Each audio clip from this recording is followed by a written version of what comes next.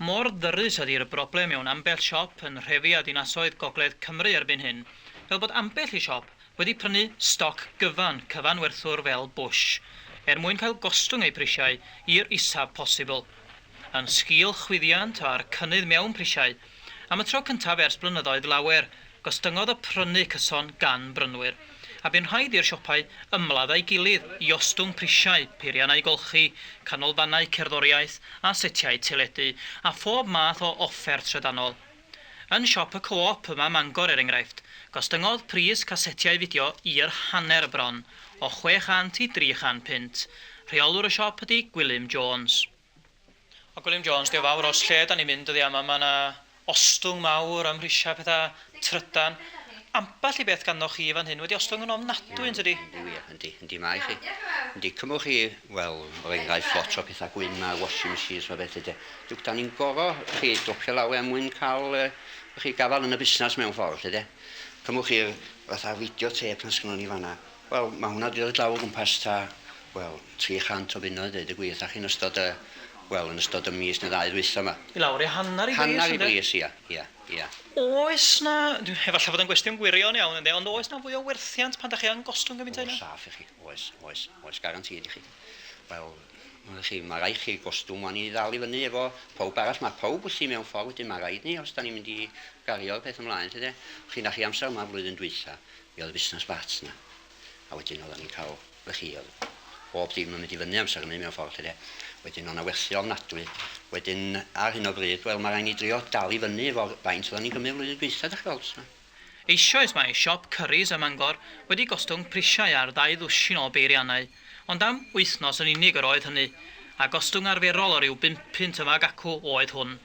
Yr wythnos hon, bydd cychwyn ar werthiant na welwyd ei fath erioed o'r blaen yn y siop, a phrisiau'n cael ei gostwng bron hanner 100 pint ar brydiau. Fel y dywedodd Hefin Parry wrthai. Mi da ni yn dechrau o fewn 4 awr ar 20 i ostwng rai prisiau fel na da ni wedi gostwng nhw o'r blaen. Fydwch chi roi rhyw enghreifftiau i mi o'r math o ostwng prisiau, da chi'n ei honni beth bynnag sydd yn wahanol i'r hyn da chi'n neud erioed o'r blaen? Enghraifft rhewgell a rhewgys, y ddau yn un, felly gostyngiad o 20 pint yn yr arwerthiant yma sy'n dechrau bore dydd Iau felly, sydd o leia ddwbl be fydd y gostyngiadau mewn arwerthiant fel arfer. Canolfan fiwsig, dod i lawr 10 pint ar 20 er enghraifft. Mae hyn yn ostyngiad sylweddol. Sut fath o ostyngiad fyddwch chi'n arfer i gynnig mewn arwerthiant haf er enghraifft? Sa'n ni'n cymaru'r arwerthiant yma efo arwerthiant y llynedd yn ystod misoedd yr ha. Yr rhewgell dwi wedi sôn amdani hi, ella ryw ostyngiad o ryw 5 pint fydda y llynedd yn hi, a'r ganolfan fiwsig 10 pint ar y mwyaf, fyddwn ni ddweud.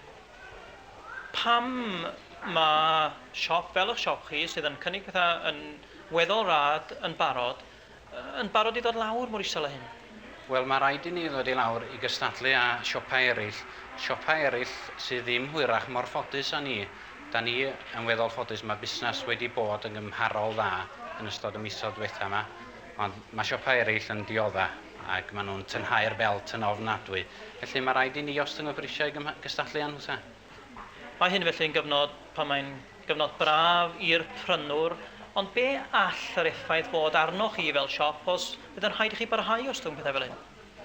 Wel, mi fydd rhaid ni gwtogi yn rwla ac y peth gyntaf rwy'n feddwl amdano wedi gwtogi efo'r staff o bosib. Dwi'n yn gwybod cael rai o'n siopa ni, dwi ddim yn gwybod mae hyn yn beryg hefyd ynddo.